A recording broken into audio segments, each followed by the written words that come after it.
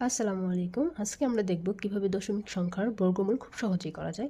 আমি প্রথমে একটি সংখ্যা নিয়েছি। এখন আমরা সংখ্যাটিকে এভাবে ভাগ করে নেব। নেওয়ার পর এখানে যেহেতু ২ টা শূন্য, তো শূন্যর বর্গমূল শূন্যই হয়। এখন আমরা এখানে কি দেখতে পাচ্ছি যে ২৯। তাহলে আমরা ২৯ এর কাছাকাছি মান একটা সংখ্যা নিব যেটা বর্গমূল করলে বা ২৯ এর কাছাকাছি হবে। যেমন এখানে যদি আমরা ৬ ধরি, ৬ ৬ ৩৬, যা ২৯ থেকে বড়।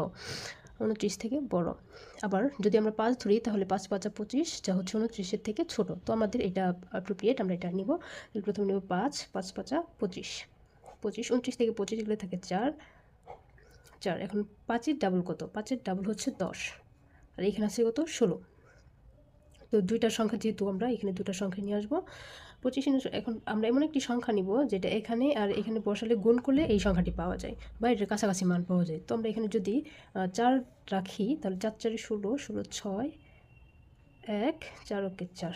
এই তো হয়ে গেল আমাদের দশমিক সংখ্যা।